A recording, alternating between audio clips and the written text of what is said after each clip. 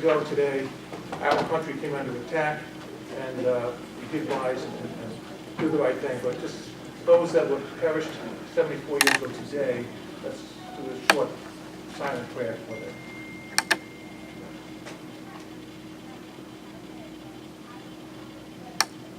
Thank you. I think it would, I would please remain standing. I think it would be appropriate if we remember those who lost their lives in the San Bernardino incident last week, and pray that we don't see that kind of incident again. So please pray for their souls.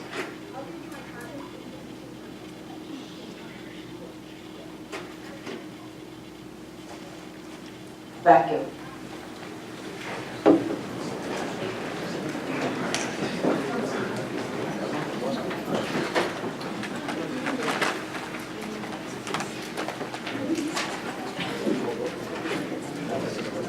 Okay, this is now, I believe, the members of the Rules Committee remain in place, and the first order of business for the Rules Committee will be the contracts, and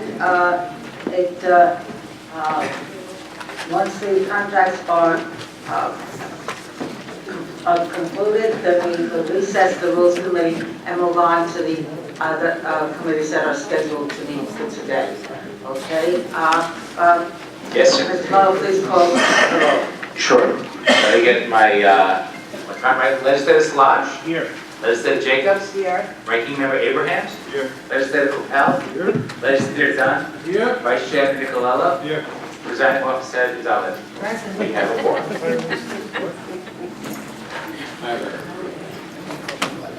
Minority Leader Ron Abrahams has a brief statement. Oh, you can't get, okay. No, please, stay far away. All right. Well, I'm sick and on the microphone pages. First of all, I want to thank the management officer for giving me an opportunity to speak. What I'm about to say, I take no glee in, and obviously, we're all aspiring to a county where we can make the residents of this county proud. That being said, in revelation of what has happened in court in regard to the Skelos trial that we've all been following, it has been said on the record, from our understanding, that the Chief Deputy County Executive, Rob Walker, has said on 2 cases that there are possible investigations regarding him and contract steering in this county.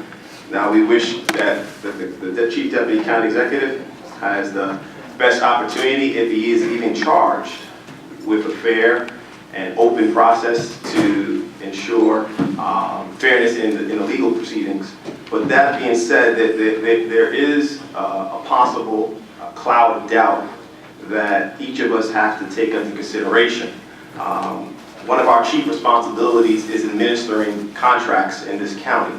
And from that standpoint, short of not knowing or knowing Mr. Walker's involvement in this process, it's hard for us to take any contract under consideration, not knowing it has the possible black cloud that's there right now. So from that standpoint, we are taking a very unprecedented position.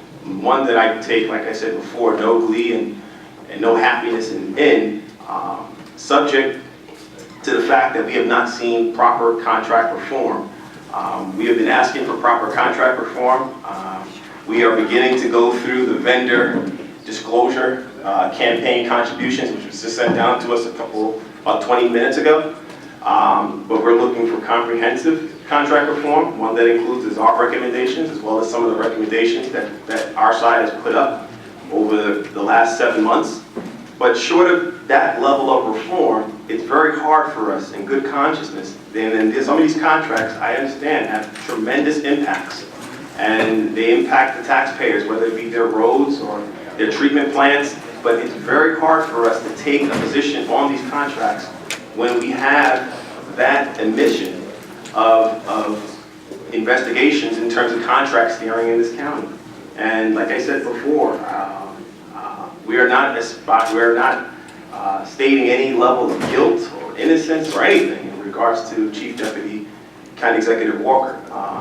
But until that process is cleared up, it is very difficult for us to take a position to be a part of the contracts. And short of Mr. Walker being a part of that process, it could be very difficult for us to continue to be a part of the process. So from this day forth, we will be voting to abstain or to vote no on all contracts that come before this body. Thank you. Thank you, Kamon. I have a brief response to the Minority Leader's statement.